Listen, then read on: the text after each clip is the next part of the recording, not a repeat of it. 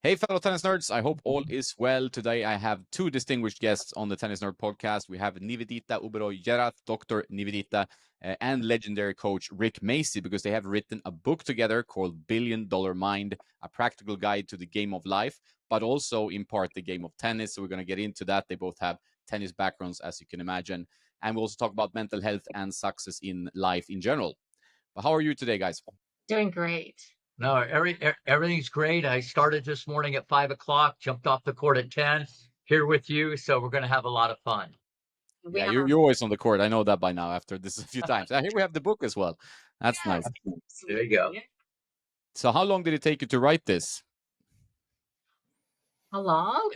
I would say that's a great question. I think this topic has been a passion of mine for my entire life, and I've been studying it for probably in great detail about 5 years. And then I was starting to write this book, like I would say, one PowerPoint at a time. And one day I would write a line and say, and then I thought about Rick because about 5 years ago, I brought my kids to his academy, and I would look at these great, amazing positive affirmations. Yeah, they're called Racyisms. They're all over his academy, and they're just so motivating. They motivated me for my work. And I came out of that experience saying, I will write a book with him. That's what I said. But 5 years later, after studying it, I, was starting to write this book and came back to kind of appreciate Rick for an award I received. And then I just told him, I said, hey, I have a book idea for you. Just kind of almost mumbled it, not really that strong. And lo and behold, about 3 weeks later, he texts me at work saying, how's the book coming along? That's good. Time. But It's just, and I would say from that day on, it's been the best journey of my life. I put all my ideas together. It was not one PowerPoint at a time. It was pages after pages, and I sent him my first draft about 3 weeks later. And since then, it's been magic. yeah, well, So thanks. let me chime in. Here's how long it took me to write this book. It's been inside of me since age 22. Okay, in this book is so many quotes and snippets, uh, like Dr. Niv said, around the academy, all these motivational quotes, but just how to look at the world from a different perspective with a different lens. So there's Rick Macci in this book on steroids, about how positivity just changes the whole landscape. So it's almost like getting 100 hours of lessons with me in this book, and then it's backed up with the medical part. So it's a powerhouse, and the world's never seen because it's a collaboration. Okay, even though, you know, what she does is at the highest level, and same with me. There's a lot of common threads, and the reviews about the book have been like epic. I say Rick is the $1 billion. He is. I had to work towards it and build myself, but Rick is that. So phenomenal. But I still got a lot of potential. I'm trying to get better. And as we talked before, if you're not getting better, you're getting worse. So that's in the book too. Yeah, I think that's the right mindset. And then in anything you do, whether it's tennis or life or business or whatever. But let's start from the beginning. Like, how did you get to know each other? Like, I mean, Rick taught you tennis. That's as far as I know. I know a little bit more after reading the book. But can you tell the listeners as well? Oh, for me, so I grew up in Georgia and started playing tennis. My parents introduced me to the game. My mom was my coach, and I remember the day she said that she was correcting my technique, and she's like, "Oh, uh, you have to do, bend your knees more, turn your shoulders, whatever." And I said, "Why didn't you appreciate I hit a winner?" And she's like, "I want you to get better." And I said, "I don't like that. I want you to be positive." And she's like, "No, I want you to improve." And I remember that dynamic in my life. And she told me, she's like, "You need to have a strong mind. Don't be like a little earthworm. They touch you and you shake all over." And so that was where I started getting interested in having mental strength. And since then, I've really been passionate about that. But I never really had a great like coach who knew tennis or knew the game as well as Rick. So when I think it was 16 or so, I was playing one of his students and whatever. I was really lucky that Rick sent a letter in the mail found me. I don't even know how he found me. He found me, and I got this letter, and it had his name, and it talked about his academy. At that time, we didn't really have the internet, and so my family and I drove down to get help from him. He actually helped my twin sister's technique and got rid of the hitch probably in a couple hours. It took us like 6 years to get to, to like, oh, I'm gonna get rid of this hitch in her forehead, but he took him a couple hours. He was such a genius. And then I was training in his academy and was mesmerized by him. Mesmerized. I always had my eyes like watching what he was doing. I was like, how could he be teaching on a Sunday afternoon and it's raining? And there's a range, like 99.9% of the coaches would be home. And he was training students up and down hills. I was mesmerized. He was always focused, so nice and so intelligent, so positive. I remember everything he taught me. So just a phenomenal person. And I loved the aura. He had a very positive aura. And so as a student, he just improved my game. He was just amazing all around. Well, let me That's what I remember. no, let me back the truck up. She was actually #1 in the South. Obviously, to go to Harvard, obviously you got to have the brains, but she had the game also, and her twin sister. Even though I don't quite remember everything back in the day, because there was obviously a lot of kids and so on, but it's interesting. Haven't changed a lot because I'm still teaching in the rain sometimes on a Sunday afternoon. So things haven't changed that much. But the fact that I made an impact on her life, even though she's a genius in what she does in the medical profession, uh, we talked about this before. Tennis is just a microscopic version of how it translates in the game of life. The hard work, the mindset, and all these things that radiate in a lesson that I give to everybody. It doesn't matter what age, what level, it's all the same. And I tell everybody, a great coach doesn't really just change strokes, they change lives.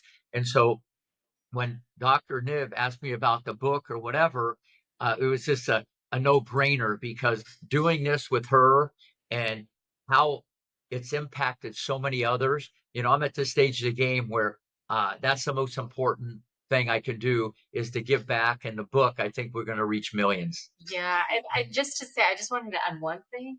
I'll never forget why, when I came back and I had won this award from Orlando about women in power. So I wanted to recognize Rick because I always remember the day he told me that, like, just, kind of helped guide my future.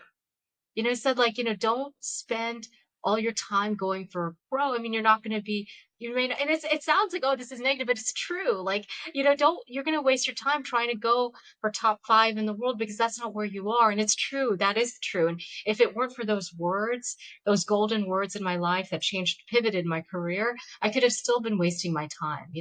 I immediately like said, okay, I'm not going to really invest every single minute in this. I'm going to go ahead and pursue science and medicine and really be an expert in that field. So I love that part about it. It's just so sincere and authentic where you can get any other coach and they're just not that way. They can say anything you want. You don't get that honesty. And I love that. Because that's interesting because Yeah. if they don't move their feet after a couple weeks, I say, I can show you how to hit a golf ball also. So, golf could be in the oven if you're not going to move your feet, but she can move around the court. So I think she made the right decision because she's the leader in the clubhouse and the profession that she does. Yeah, but that's why I always appreciated you. No, As a thank you. coach, it really makes a big difference. Yeah, and it's all about like that positive mindset. I mean, Ricky brings it. I've gotten to know him through the podcasts, and he always has that positive, energetic mindset of like 1% improvement, improving every day, so you don't fall back. And it's so important in life in general. But in the book, you also talk a lot about like how kind of health benefits can come out of this kind of positive thinking. Not just only on the tennis court, but also in life. Can you talk a bit more about how a positive mindset can influence your life in a good way? Absolutely. That's a perfect question for me. So this book was designed not only for, tennis players and tennis students, but also for my patients. And it's produced quite a big impact on my patients. They read the book and they come back, they say, Dr. Jerath, your book has changed my life. Now I'm not in that thinking loops. So there's a chapter on thinking loops, and some of my patients have become more aware of the patterns where they think that they're going to, die or have this horrendous disease, or, the worst is coming. They'll go on Google and start searching every single possibility of diseases that could be causing their symptoms. And then they'll come and ask me. They can't get sleep. They can't live their life. And really, it's just a bad pattern. Every day they wake up obsessing about their medical condition, when in reality there's really nothing wrong. So they come in to see me. I'm like, oh, you can still walk. You're not in a wheelchair. We'll take care of these things. You're not as severe as you think you are. And then if they don't change their thought process, they can continue that thinking. I have a lot of patients like that. And so unless they are aware that their mind is going into that negativity, and they have to get themselves out of it, stop it, and then get into a more positive thinking pattern, then they can start living their life. So it's a really important book because it's really trying to understand the way our minds work. We have billions of neurons, billions, and a multitude of ways of thinking. And so it's very hard to understand those thought processes. But this book helps. That's the real fundamental, you know, benefit of this book, is to understand how our minds work.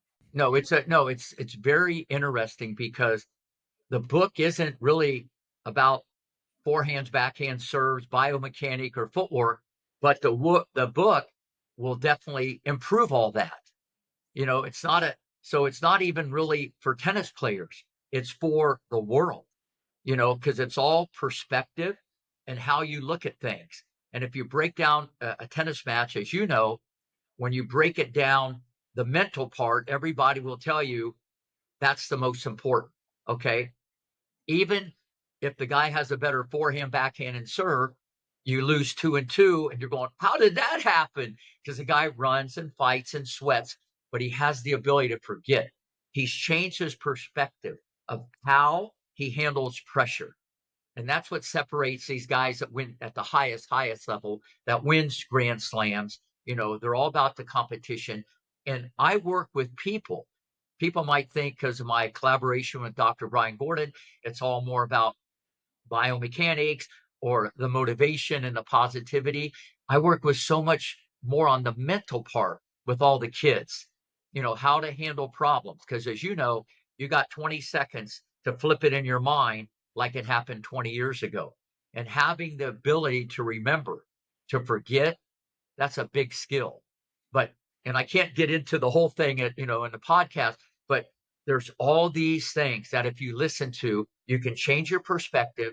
You get into a habit. Everything in life is a habit, but you got to be willing to change and look at it differently. And the final thing is, doesn't matter, tennis, football, baseball, business, whatever. The best of all the rest, they're the most positive creatures that ever walked the face of the earth. They have one common thread, because you can't be super negative and be a champion at anything unless something was just like gifted to you, especially in the game of tennis. A lot of these people don't even want to be around the negativity. You know what I'm saying? So they've just trained their mind that way. And there's all kinds of roadmaps and blueprints in the book that can help people with that. Yeah, and you could argue that we're in a kind of a mental health crisis. I mean, mental health is something that's talked about everywhere, which is good in a way, right? But there's a lot of negativity on social media, internet overall. So are there any few steps that you can give, any tips that people could use here to deal with that, like to turn that around, that negativity? They might feel anxiety from reading newspapers and stuff like that. Absolutely. So well, just to recap, we were talking about thinking loops and then talking about how positivity is really important. But going back to like the health issues where our patients are kind of upset, at least mine are obsessed with negative thoughts or doom and gloom that they're not going to live. And now we've had social media to add to the ripple of possible negativity. Now we've got our thinking loops are into comparison, and somebody else is doing something or winning and now we're not doing the same. And so then we get into this depression, almost what we describe is kind of a mental paralysis. Your mind starts thinking, and okay, I'm not that great, and now you start not doing anything. I think Rick is so beyond that when you work with him. It just seems like what? And I can understand when you're at such a high level of positivity, it's very hard to understand how people just don't do anything. They're just kind of stuck in their own thoughts and depression. But with that crisis, some of the tips that we talk about in the book include the most important thing is awareness, and we use that a lot. So once you start becoming aware of those patterns, we start saying, look, when when I start opening up Facebook and I see someone's profile and I start thinking about that person, then I start thinking these negative thoughts, like a domino effect.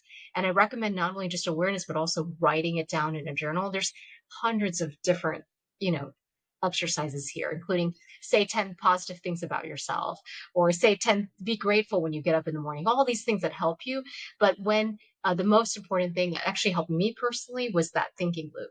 I started watching myself, I would consistently see how I would fall into a trap every day. And then I'd write it down. I would consider, why would I do this? But I would text or message somebody that A, would never respond to me, B, someone who lied. And then what happens after that is that I get so upset about it. I'm not productive.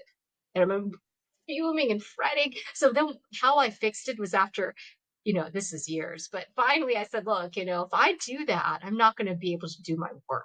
And so I stopped that process, very aware of it. So thinking loops and being able to document it and watching how your brain patterns work, I think are crucial. And if Facebook or if it's Twitter, if somebody's bothering you or something, like trying to distance yourself from that stuff. I don't know if you've had experience with it, or I don't know. Oh yeah, everybody Yeah. has. Listen, but no, I could give thousands of tips or pointers, but the first thing you got to want to do is try to change. Okay, instead of getting on that merry-go-round and you just like are negative and you look at things differently. And going back to like the tennis part, I tell this to the kids all the time. If I had a 12-year-old and he hits a ball into the net when he's playing an 8-year-old, he's going to respond a certain way. But if he hit the ball, that 12-year-old, into the net and he was hitting with Alcaraz, he's going to respond a different way. And I said, but it still went in the net. And that's the way it is what it is, but we're letting something else control us. And so it starts on perspective of how you're going to look at this stuff. Okay. Because people respond differently to everything. And that's when they build up stress. And then they kind of become that creature. If you keep making excuses, you get better at making excuses. People all the time, they understand what they eat. Most people, they eat whatever they want, but what they hear and what goes into their brain, okay, they they should change all that. You want to be around positive people and motivating people. You want to be around that, what you put into your head. You see what I'm saying? But then you gotta want to apply it. And as you go down the yellow brick road of life, okay, you're going to have so many choices every day and influences, and maybe one word or one thing that you heard can change everything, you know, because some people are still mad about something 20 years later, the same thing, Yeah.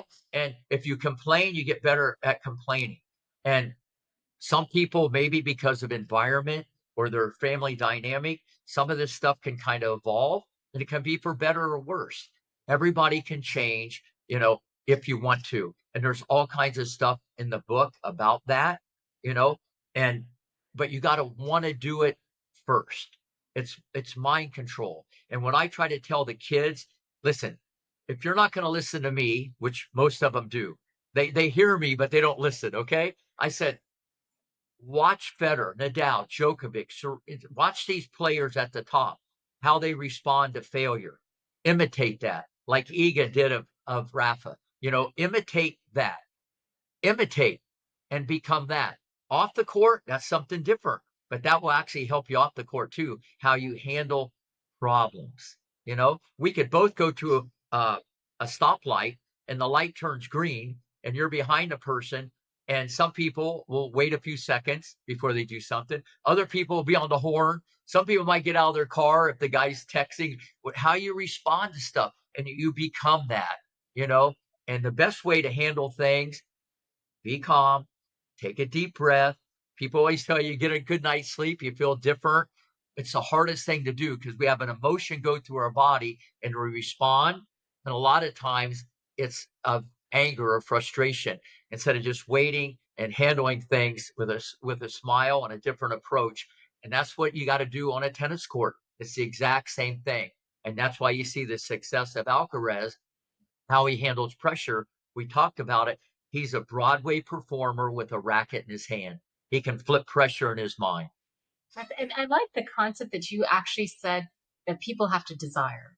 It really has to come from within. If you're happy with status quo and you just want to be average, you're not going to get to the next level of life. I mean, Yeah. you have to be aware. I would see so many different things. I would see how, you know, one day someone's, even my own mind, is happy, then sad, then you know, just like some little thing bothers me, and it's like all of a sudden I get into some sort of craziness. And you know, another technique that I thought about was meditation. Now, it's not that as complicated as you think, but if you just like, it's really about self-reflection and watching those thoughts. And again, awareness. Like if you get up in the morning and you say, okay, what thought is coming in, and recognizing those are not real. You know, you just all of a sudden say, you know, this thoughts of uh, and I know Rick probably doesn't have them, but like personal, like negativity. And I know you've trained your mind to be positive, but people, you know, the rest of the world, they have to, you know, self-defeating thoughts or critical thoughts or negative thoughts or misinterpreting a situation or taking, you know, lack of response as personal. All these things, we start going down that path of negativity. And I can tell you, I even say that in the book, how I get a phone call from someone criticizing what I'm doing. And then all of a sudden you're just like, you know, you have to kind of be able to recognize it and stop. And so whether it's meditation or journaling, but the awareness is the most important. Yeah, I think that's great point. Like awareness of how you are on a tennis court, but also how you are in daily life, how you deal with like difficult situations, challenges that pop up.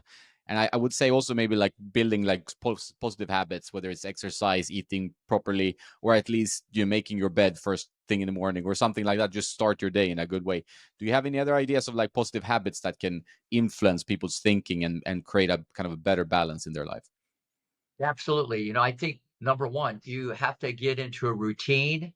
And I tell people if you get into a routine, you'll become a machine, you know, but it has to be a positive routine. You know, if you want to do this, and once you find your identity, okay, then if you don't stick to it, it's like going to the gym or whatever. If you don't stick to it, you're so far down the road, you almost feel guilty if you don't do it. You know, so you got to get into a routine and have structure. And when you say, well, I don't have time, you know, a winner makes time. Get up earlier. You know, you got to get into a routine, okay, about all this stuff. And that it starts with discipline. But people, if you're all over the map, your thoughts will always be all over the map. Okay. Yeah. But what, yeah, I mean, I was just thinking like every night what I do, and it's probably since I've met Rick and worked on this book together, one is to be grateful every night. So I write in my journal, I'm grateful for these things. That really does help control your mind, because then you start thinking of how, instead of thinking what you don't have, you start thinking what you have. You, Yeah. like, Rick, I honestly tell you now how grateful he is almost every day. It's just built into his vocabulary. He says, thank you. And Yeah, I'm you like, appreciate what you have, what you don't have, especially yeah. when, you know, things aren't going your way. Just always remember that. And that's kind of been with me my whole life. And you don't just like start complaining and, you know, looking at things through a different lens. Appreciate what you have, because in a blink of an eye, things could change and it could be brutal. Right. So the habit is every night I know I think Rick has really influenced me, but I will go into my phone and go into the people that really helped me that day. I'm really grateful that you did this for me. And we could look at it the other way, that the person really may not have executed the way we wanted. Well, you know, you can always criticize, but I'll say, thank you for doing this. Thank you for, you know, showing up. And that really helps mind control, because then you don't look at the negativity. And the second thing that I always do, and I love this exercise, is to go and say, my 10 strengths are, and I'll do that like once a week, because that gives you confidence. It gives you, you know, self mental control, and also tells you what you're doing well in. So those two things kind of makes you feel unique and powerful as a person. Absolutely. And I put that in my journal. No, you know, So I love that. no, Those things we are talked about this before, great. Yeah. and this is just kind of, you know, how I'm put together, and it's all in the book. You asked me or many people have asked me, who's my favorite student of all time? They think it's Venus, Serena, Capriati, Roddick, Moschino, Pierce, Kennan, whoever. Okay. And I mean this, it's who's ever on the other side of the net, that hour, that minute, that second. I think I even told you that when we interviewed me. And that's how I feel. And if that's how you feel, you become that, if you train yourself, the students will feel that and you can extract greatness, that's number one. Number two, I have people write it down, put it in their journal, look at this every day. Remember what I said? You're kind of aware of what you put in your mouth. Why aren't you aware of what you're putting in your mind? So when you look at these words, you motivate yourself instead of getting it from Rick Macci or whoever, empower yourself. Because let's face it, Djokovic is where he's at. It's a package, as you know, but this is so unique. And I'm sure when he retires, he's going to unveil so many secrets. It's almost like unhuman like, how his mind is so different than anybody's held a stick. Yeah, and it's so important to be able to turn negative thoughts around. And you talk a lot about in the book, like a mental diet, like your mental diet, which you mentioned here, was like the food you put in yourself. That's your food diet, but then you also have a mental diet. Can you explain a bit more about the mental diet and how to tackle that? I love it. I can start. Yeah. So I love it because that is the whole foundation of the That book. is. Yeah. It's like all the chapters are And mental it's delicious. And it's delicious.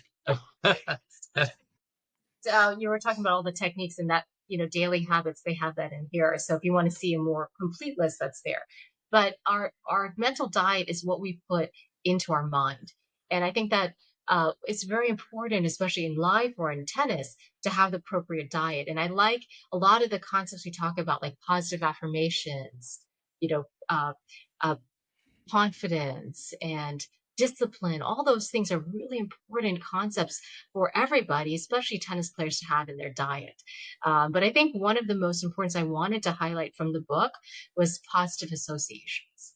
I think that is one of the most important. And I'm not sure, how others believe, but if you want to be one of the best tennis players in the world, or even best in anything, having someone that's a good association that's not only just positive but also knows what they're doing is really important. I speak from experience, especially in tennis. I think having somebody who has been there, who's experienced, like, and Rick, like having you in my life, like, it's really important. You can correct anybody's technique in a heartbeat, and knowing that and having someone like that in your uh, portfolio in tennis is so important.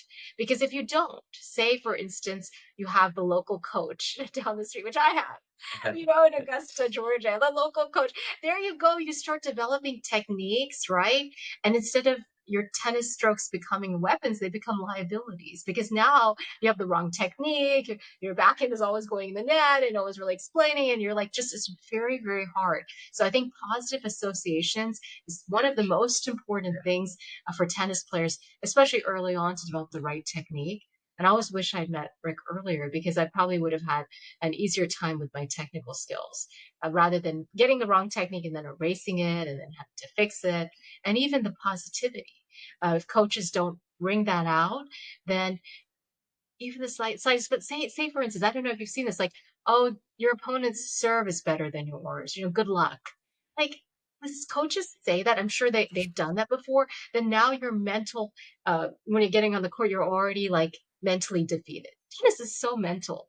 If you think about mental strength, you think of tennis. You can't win a match without mental strength. So yeah, so I think that having the right association around you is really. Yeah, just deviating away from tennis, but in the game of life. Like if I ask people a question like, uh, what's your favorite day? Okay, let me ask you, what's your favorite day? Like My favorite day. Monday, Tuesday, Wednesday, besides that, you should say 2 day, Monday, Tuesday, Wednesday, Thursday, Friday, Saturday, Sunday. If you ask that to people, okay, no one is going to say Monday. Because like, oh, it's Monday. A lot of people won't say that. They're going to say Friday or the weekend or whatever. The correct answer is every day. And if you had something happen to you, it would be every day that you would appreciate. So that is the ultimate answer that you're going to get, okay, with the people at the highest level. They're not going to say Wednesday because it's the middle of the week, or they're not going everybody's going to say Monday's the toughest day. So you got to make Monday your best day.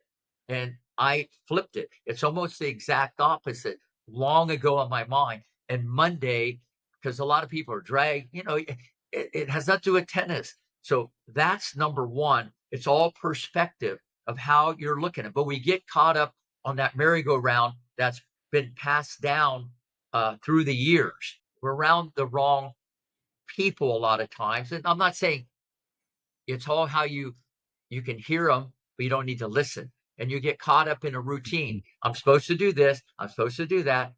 Why are you happier more on your birthday? You should be, maybe a little happier because there's more of a celebration, but every day should be happy. Every day should be awesome. Okay. It doesn't matter if it's raining, we're still training. Okay. It doesn't matter. Okay. It's all perspective.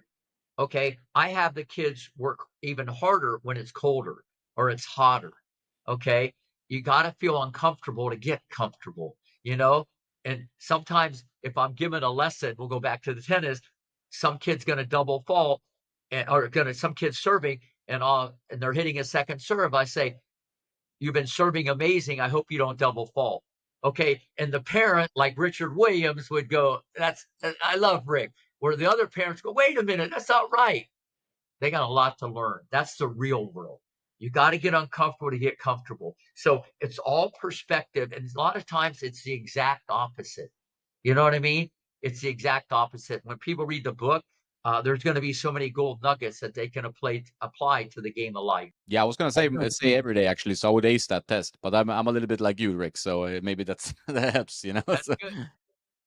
I say every day needs to be good. I think that's, and if it's not in your life, I mean, there's maybe a sign that you should change something, or you need to do some amends. If it's just in your mental state, or maybe it's in your life in general, right? So it could be that. So if you're on a tennis court and things are going against you, or maybe in life, you can choose there. But what should you do, like when the negative thoughts start piling up and you're going down 5-0 or 4-1, or something is going not your way? Yeah, I like that question. You can go ahead. Okay. Yeah. Well, first off, let's start with the tennis part first. It's not over until you shake. And a lot of times people they let the situation control them instead of them controlling the situation. Okay. And then I would come up with analogies. Alcaraz lost the first set 6-1 at Wimbledon, and now he has the trophy, and it looks like, whoa, a lot of people are thinking that match might be over. Okay. And Medvedev is up 2-0 against Sinner. Whoa, Sinner has the trophy. And you got to get this across the kids because when they get down, they think it's the end of the world. And you got to give those analogies that it's never over till you shake hands, and this is so important, as you know, because tennis requires so much mental strength. It's like golf and boxing. It's a very different sport because it's not a team dynamic. You got to be able to take a punch. And I always tell people, why do you feel different when you play doubles? When you play doubles and you miss a shot, like you go up and hug your opponent, you give a high five, everybody forgets what just happened. Where in singles, it's a different feeling that you have. And you got to have the ability to let it go. You know what I mean? And that's the hardest thing to do. Okay. And that's what greatness is mastered. Because as well as I do, there's better athletes out there on the tour through the test of time that they don't have any grand slams, but they were the best athletes on the tour. And it's a game of inches from one ear to another, just like the game of life. And it's mind control. And you got to have the ability to flip it. But that's a big thing when you're playing like tennis, or now for the game of life, how you respond to it if it's a bad day outside or it's cold or whatever. I appreciate every day. Okay. It's just a little different, but nothing has changed. What has changed? What has changed if you're down 5-0? Nothing has changed. You still had a long way to go. But if you look at it, it's over. It's probably over. You see, greatness doesn't look at that. A tennis match can change like that. Life, you can't let other things make you happy or sad. It can help you a little bit, But when you become mentally strong and you can control things yourself, listen, everybody needs a helping hand, but it's getting into a routine, it's training yourself that way. And I actually like problems. Okay. I like problems because I know that's going to create another opportunity for something better. Okay. And I kind of like failure. Okay. Because you'll try harder. Okay. I don't want people, I've told Niv this, I don't want people to come up and say, you're the best. I mean, they can say it once in a while, you're the best or you're that. I like constructive criticism, not every day, because if you're not getting better, you're getting worse. Okay. And it's all mindset on how you absorb this stuff. But go ahead and chime in. I wanted to echo that sentiment because what I think is that when we are down 4-0 or 5-0 in a match, the one thing we have to be very careful about, and I like what you're saying, is that we cannot let other things outside our mind be in control. We can't let the score be in control. We can't let our opponent be in control. We can't let the umpire be in control. We can't let the bad court surface or the bad balls be in control. We have to be in control.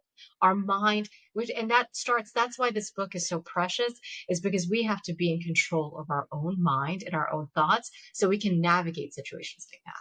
We don't let the score bother us. We don't let how many times have you've played and there's like music outside or there's people taking photography and people talking. We cannot let the outside world dictate our life, and that's not only in the tennis court but outside the tennis court. We can't let our family member who's critical control our life and what we're doing. And I've even seen how you've done this podcast, right? This is a great idea. You've probably, whatever you've done, you probably had obstacles along the way. You've had been able to control your mind and get this done. Otherwise, it would have never happened, right? And speaking of being down, I always marvel at Coco Gauff's match on the US Open when she turned around the match because Justin Bieber was in the crowd. Now, think about this. This is like the epitome of our book. She was so motivated because there's a rock star in the crowd that she won. And that was part of it. There was like a lot of media behind that. But what I think about, and our book really helps us with mind control, is that if she can think like that all the time, or if we figure out what really motivates us, if we have all that takes is a matter of just a little bit of knowledge. One thing, like Rick said, can change the outcome. So now she's like, she has to perform because somebody's watching. And so for her, that works. For other people, it might be something else. It might be their parents have to be there, or they want, a little bit of motivation from their best friend or something like that. But our minds, that's what this book is about, really understanding what motivates us and what can get us out of those type of things. One more thing about the tennis part, you have to be all about one thing. Forget 5-0 or forget better player, worse player, single, double. Okay. You got to be all about the competition. If you love the battle, if you love the competition, and a lot of kids say, well, I love it more when I'm winning. I've never heard anybody say I love it least. It's always that way, but it's wrong. It's all about the competition. Okay. You got to have a thirst for competition like no other. And I could go through, Serena was she was a pit bull. Her thirst for competition, all of them were, all these people that, that I've coached. But when you're all about the competition, anybody, anytime, anywhere, and nothing else is controlling that, you handle pressure better. That's when you're going to get this ideal performance state. I'm really intense. I want to win, obviously, but I'm calm because I'm all about the competition. And it's hard to get away from that. I'm down 5-0. I'm serving bad. I was playing good yesterday, okay, but not today. What does yesterday have to do with today? I get into all this with a lot of the kids and the parents, and that's a whole nother thing to talk about. But if anybody listening to this that plays tennis, just love the competition. And the kids will say, I love it more when I'm winning. No, they're letting that control them. Listen, you only have control over one thing, attitude. Okay. And this book is so much about attitude and mindset and this is the really the bottom line thing when you ask about a tip. That's why I knew Roddick. I didn't know he was going to win the US Open at 20 or 19 years old. One of the most brutal competitors. And he actually overachieved. He wasn't Federer or Djokovic. He wasn't at that level, but he was so competitive. He never had any bad losses. And I can back the truck up to Sharapova. She was the mentally strongest 11-year-old I ever had. She was in a bubble. Nothing bothered her. Now, that doesn't mean you're going to be amazing, okay? But whatever you do, it's going to help you in the game of life because she could just, boom. She was all about that. So, as a tennis player, any coach listening to this, the number one thing they should be able to teach a player is always become better competitor. Run for every ball, no excuses. I love to play. Every point, you're right there. And that takes practice and practice and discipline. And unfortunately, people are all over the map. But if you want to do it, it's a choice and anybody can do it. And we all have different sources of motivation. I thought it was interesting you brought up the Coco Golf Justin Timberlake example because Oh, Justin Bieber. Justin Bieber was either or. But it's You're interesting in how the neighborhood. You got Justin right. You're in the neighborhood. famous Justin. So everybody finds their motivation from some source, right? So you based on your personality, I guess you can elaborate maybe on this. But like for example, Djokovic, he needs some kind of forces against him. He almost likes the crowd to boo against him because he finds motivation in proving them wrong or just showing that he's better than the opponent or them or whatever. While some players are more kind of internal motivation. How do you find your motivation and how do you kind of channel that to improve your life or your game or something? Absolutely. And that's where this book comes in. It's everybody is so unique, whether it's in tennis or in life. So, for example, if I were playing and Justin Bieber were there, I don't know if I would perform like that. I would be like, oh, a little bit nervous, and I would need a motivation differently. Like when someone tells me that when I was playing, someone said that this little kid can beat you, I would make sure I win, and I was quietly destroy them. But so everybody has their own way. I think it's really a lot of it is self-reflection, and that's the key. It's that awareness.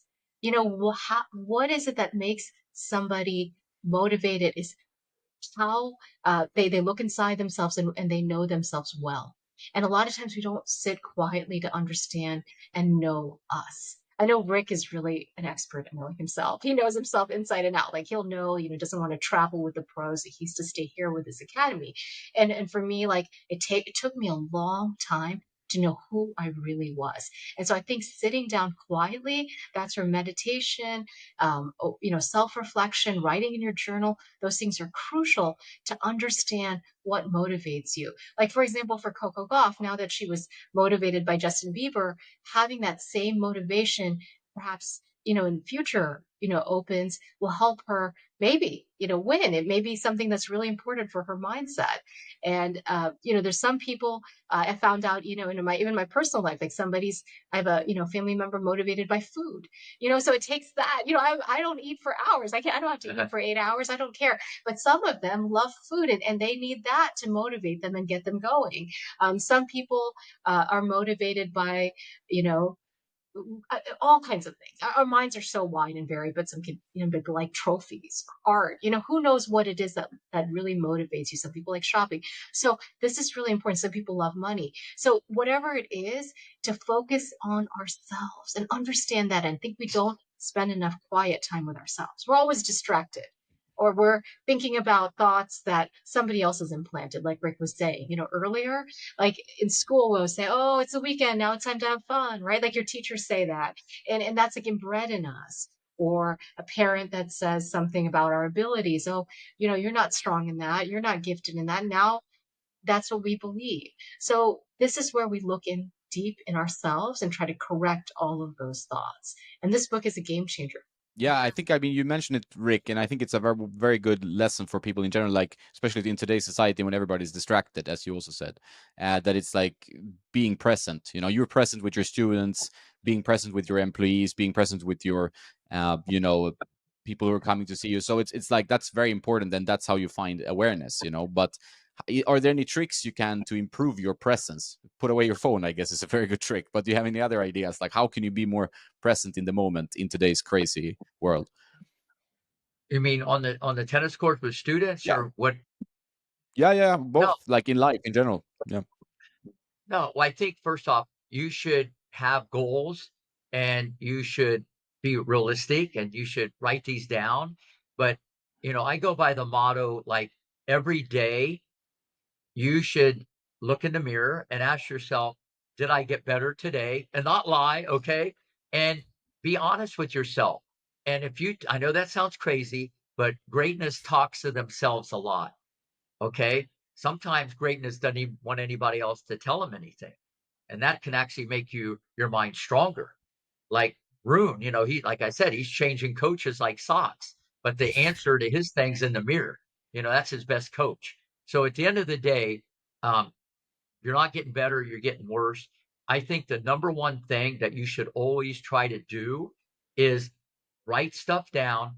You look at it, or you look in the mirror and ask yourself that question.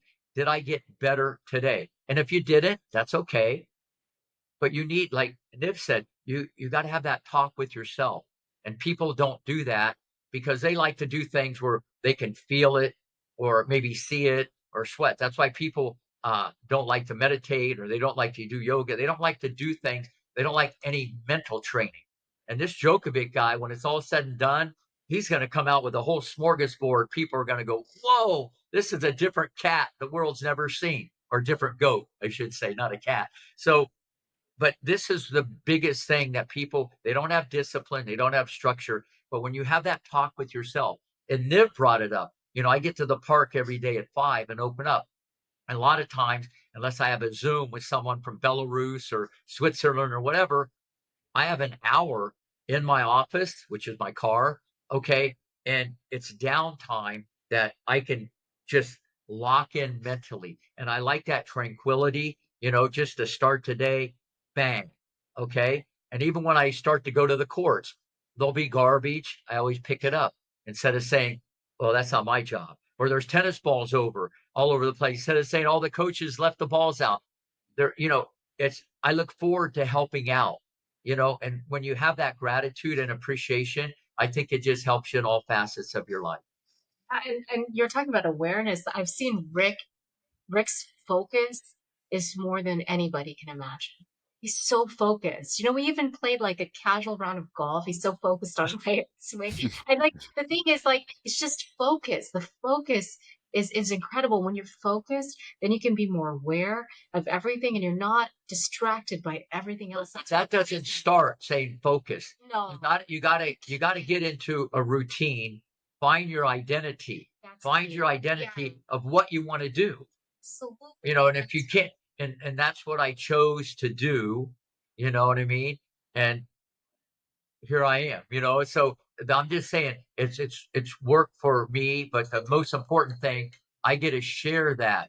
I get to share that with that person calling on the phone. Okay. I get to share that with the whole world and uh influence so many people. Because when people come back, they don't tell me about their forehand or their backhand or their serve. Some might, but it's how I've got them to think different and work harder, okay, and look at life through a different lens. But I wasn't trying to do that. And to me, that's probably my best contribution. And now they pass that down to their kids. And I think we talked about that with Christian Rude and Casper, because I coach Christian, who was Norway's finest, but he got unseated by his son. But I'm sure he's okay with that. You know, Winners find a way and losers make excuses. And that stuck with Christian, in 1989. Okay. And that wiring is a big part of his son that he put into him at age 4. Now it's one thing to hear it, it's another thing to listen, you know, and that's a big thing that parents, have to get into their kids. So uh I love the question, but that would be my answer. But yeah, and we were talking about awareness in the moment and it being focused, but you can't be focused if you're not doing something you love. Look at you. I mean, this podcast, you're so focused and you enjoy what you're doing. And especially like you love to teach, you love to help take care of patients. And how do you get that motivation? That's another process in the brain. It's not easy, but also figuring out why and what you love. And then once you find your identity, Right. then you just like you build. And before you know it, you look back and go, whoa, You just build, you keep bettering your best. You're never satisfied. You know what I mean? And like Djokovic says, he goes, I got to get a lot better. Like Alcaraz, after Wimbledon, now what? He goes, I got to get a lot better. And so when I say that to the kids, someone that has that much money and that much fame and all the records and the greatest of all time, and his quote is, I got to get a lot better. Not better, a lot better. Whoa, that puts everything in perspective for every kid who thinks they put in a hard day's work or they think they are working hard. They don't know what hard work is. They have no idea. So at the end of the day, when a coach, listen to this, can use those people as examples, it's not going to happen overnight, but one little piece at a time, before you know it, you just have a lot of blocks and you have something special. Yeah, and I think you're 100% right. Like also the part about embracing discomfort. Like these guys know how to embrace discomfort every day, get out of the comfort zone. You don't learn anything there. You need to kind of get out of that and be uncomfortable, as you well put. How important, as you mentioned, parents, you mentioned these stars on the tennis court. How important is positive role models? Like how can you find positive role models to cling on to build better habits around your mindset and so on? You want to go first? Go first. Yeah. So we were talking about positive associations, right? So in order to get the right, uh, guidance in life. So the most important thing, I think, one is to find the right coach. But your question is more of how do you find it? How, right? And I think that is a challenge because you have to find the right person. And some of the things I do, and especially with, I've learned even with my um, relationship connection with Rick, is I always say, is that person more positive than me? Rick is for sure. Is he like more uh healthy? Like is he healthier than I am? Oh yeah, for sure. He has like you could just tell he's such a great role model because I think he takes like 60 or 70 vitamins. It's incredible. If you see his kitchen, it's amazing. Does he eat more healthfully than I do? Yes, because he's eating the same thing every day for 30 years and I still have variety and stuff like that. But it's impressive how his nutrition and health are so important. And so when people, and then does he respond to problems better than I do? Of course, he's so positive and locked in, and every morning always comes in with full of positive energy. So you've got so many great qualities in him, and is so much more knowledge. And then you realize that's a great connection because he's got things that are better, things that I can look up to, things that I can learn from. And so that's how you build role models or connections or mentors or coaches when you can look up to them. Unfortunately, if there are people you can't look up to, they're, obviously slacking or they say, don't worry, let's go out, they're like, not that pizza is bad, but they're late eating pizza and they're drinking alcohol and they're partying. Those may not be the right role models if you want to be like, professional in tennis or, do something in this world where you're changing the world. And you have to get your mind focused and you have to be on top of your game. And so finding someone who's better than you in these certain qualities can really be a game changer. Well, first, let me chime. First, she's a world-class neurosurgeon. She sounds like my publicist, but she's not. She's actually a doctor. She's a neurologist. So no, a neurologist. So at the end of the day, you can go to YouTube and there's so many motivational speakers, and people should do that on a regular basis. That's the easiest way instead of maybe finding someone, that you have to go meet someone. You can go on YouTube and watch speeches and watch people give motivation. I think every day, even I tell the kids this, even for 2 minutes, you eat breakfast, you can do this. You should be part of your game plan because people need that. And then you start to do it. Okay. And I give this in all my speeches. You kind of get into that routine and every day, then eventually it's like you look forward to it. And then you start talking like that. And then you become like that. And that's why every day at 10 o'clock, I give a group speech to all the kids and parents, and it's more about life. Okay. A lot of times it's about tennis, but it's more about life. And I make them record it. And the parents, I mean, it's crazy. You have no idea. It's like they're just like, whoa. And because that's kind of my calling. It's more of a life coach. So the bottom line is it's out there, but how many people, I tell them all the time, how many of you guys are going to do that tomorrow? Go on YouTube, okay, and let's go watch just 3 minutes of Tony Robbins or my good friend David Meltzer. And a few of them will kind of put up their hands. And I said, well, how many of you guys will do it if I give you $1,000? It's like, all right, So like everybody raises two hands. And I said, well, you got it backwards, because if you listen to them every day, okay, or me every day, in the future, you're going to make a lot more than $1,000. So you got it backwards. See, they'll do it if you make them do it. But when you do things with no agenda and it comes from your heart, okay, that's a whole different thing. And some kids, no matter what I say, and I know it's family and I know it's environmental, some kids I can say at one time and they'll do whatever. Okay. They'll do whatever. And you can't, but I actually like the ones that don't do it. I like the ones that don't listen, because as a coach, I like the challenge. You know what I mean? I mean, not for years on years. I mean, after a while, it's like, whoa, if I knock on the door, I hope they answer eventually. But I like the ones that are a challenge, because that gives me, as a coach, a teacher, a role model, the greatest satisfaction. I love that, Rick. And one of the things that I have to echo there is that there's no end to YouTube videos, and that saved my life. That saved my, because I was so alone. I was so positive, and sometimes people like to gossip or be negative or critical, and I couldn't really vibe or connect. And in order to keep myself sane, I would just go on these videos, and I would go to all these self-help coaches. I can name a dozen of them that I loved, and they changed my life, my way of thinking, and that's how this book kind of came about. I mean, I started thinking about me and what I really liked. It was very, very hard to do.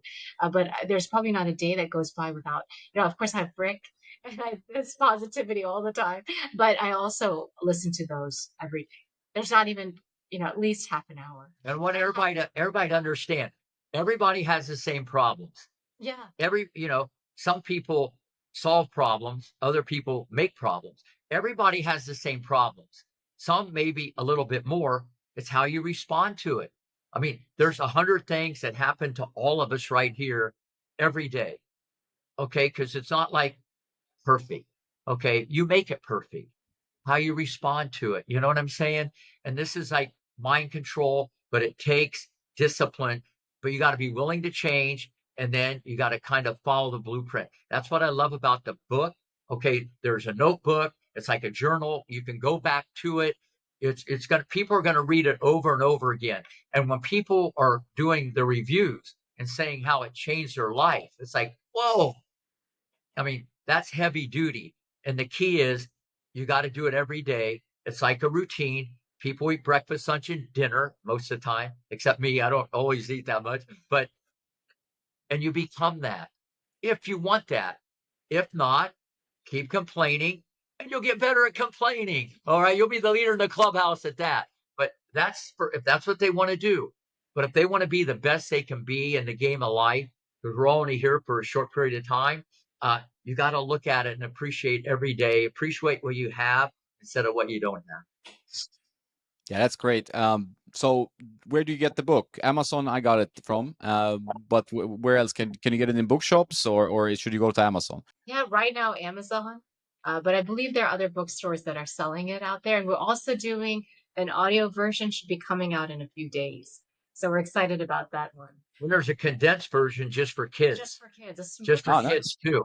Yeah, for younger kids. Yeah. It's very an easier read.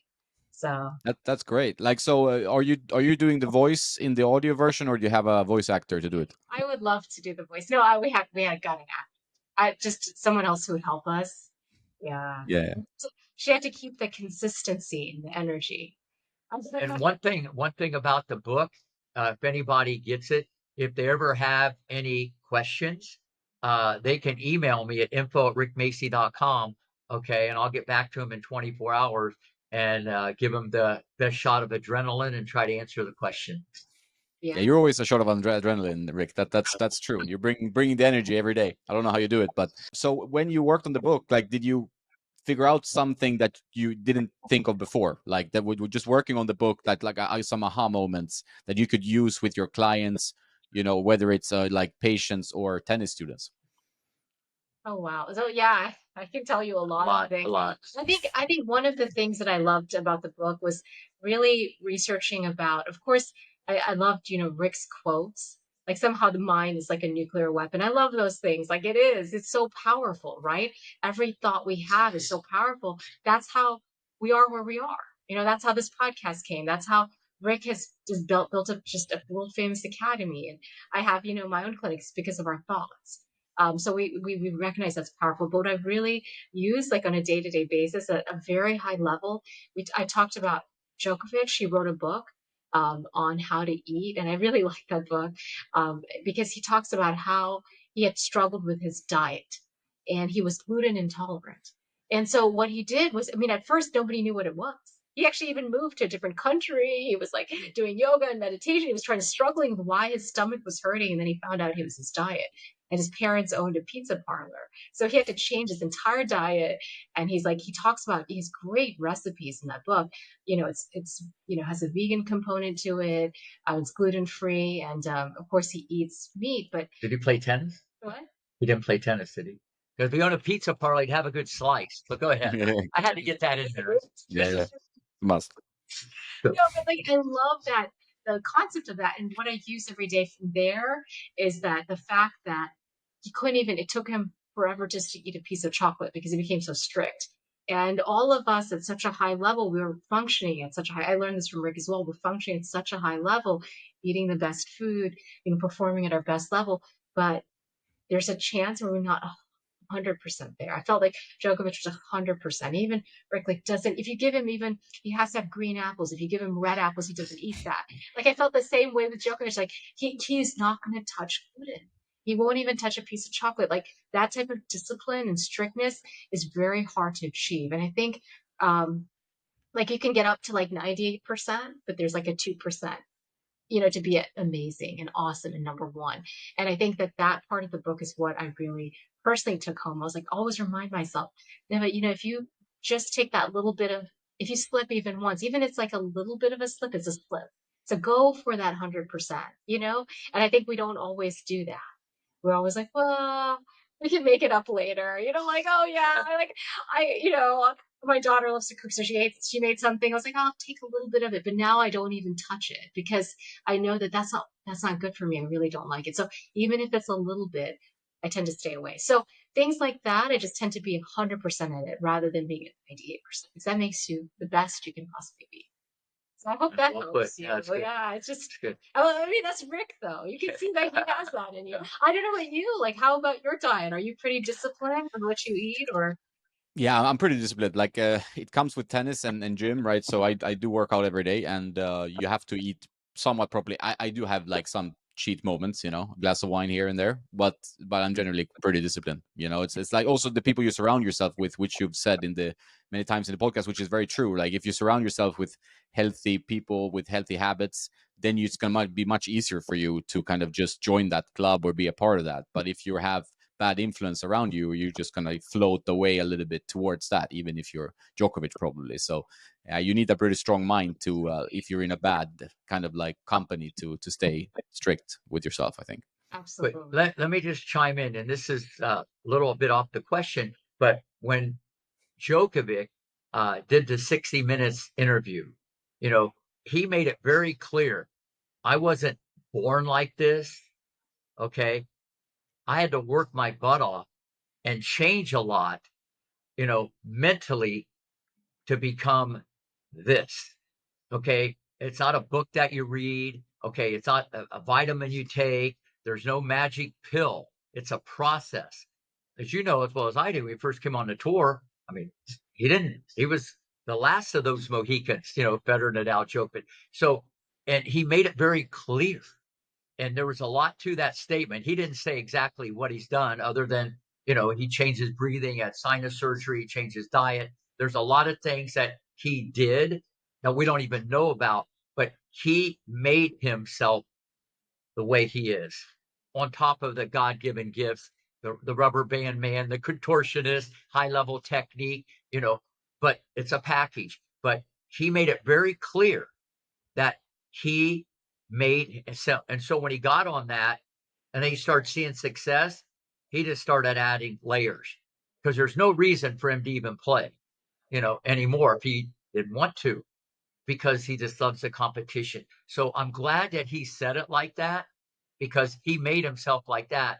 And everybody else, forget sports, can do that in the game of life. Oh, I love that statement, Rick, because when I read his book and we incorporate that into our book, but he talks about how he was when he would wake up in the morning, he had self-defeating thoughts, he had negative thoughts. And I was like, I thought, I had it. Like we all don't realize we all are wired like that for whatever. The same. Yeah, and he meditates and watches them and gets rid of them. So I loved how he had to overcome that. And I felt like it connected all of us. And so this book really does illustrate that, but it's incredible how much we have to actively get rid of it. Because once we get rid of that kind of pattern or negative thinking we have about ourselves, we can really live freely and, achieve our dreams without having like a negative thought make us paralyzed. It's incredible. Yeah, and it's also a sign that you can change, which I think some people think, oh, well, he was born with this or she was born with that, and it's not. No, it's always a process for everyone, right? So you have to get there, and for some it might be an even more uncomfortable journey than others, but it's about taking it step by step and then see where you land, right? So it's not like you're just not born with a certain ability usually.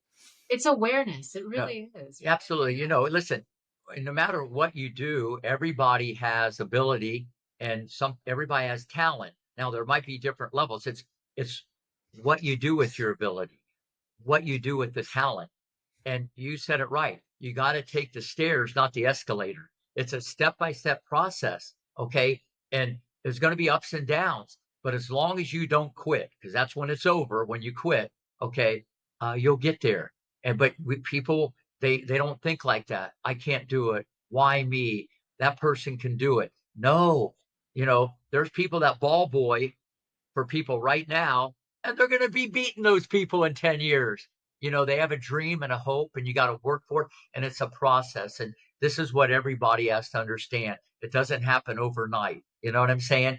And you just got to get in a different mindset, a different routine, little by little. There'll be setbacks, but as long as you keep your foot on the accelerator, you'll arrive at your destination. I love, you know what? I love talking about this with patients. I have patients that are all weak, like they're in wheelchairs. So I have a patient that's born with no muscle, literally no muscle. She can't swallow.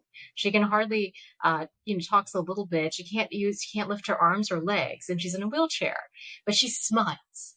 And I was shocked that she had like a boyfriend.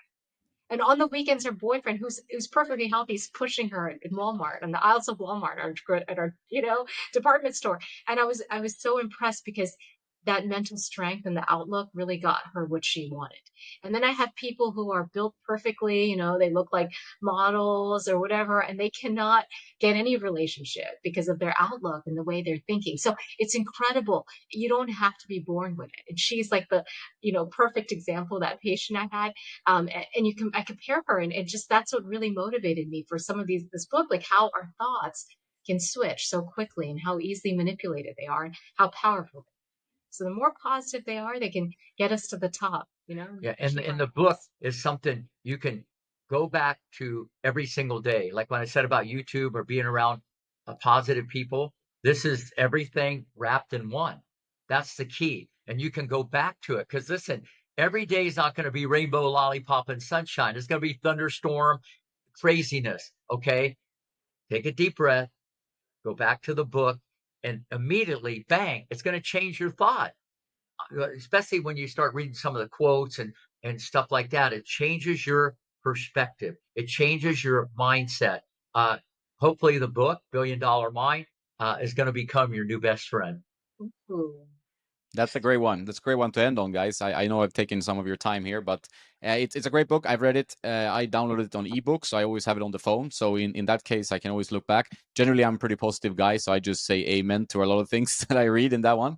But I think a lot of people could really benefit from having a more positive mind diet and having a better habit every day too. And then well done on writing it. And if you write more books, you're always welcome to come and talk about them. And Rick, you're always here. Welcome to come and talk about tennis as well. So you know where I am. got it. We are gonna do more books together. Ideas, definitely. We'll do it. We have a lot. And anytime you want me to help out, just give me a holler and we'll make it happen. Awesome, guys. Well, it was nice talking to you. Good luck on the book. It's a great book, so people will check it out. There will be links in the show notes so people can check it out, and on YouTube. So hopefully people will find a new path from the book, A Billion Dollar Mind. All right. You have a great day. Really nice talking to you. Nice talking to you. All right. Good seeing you again.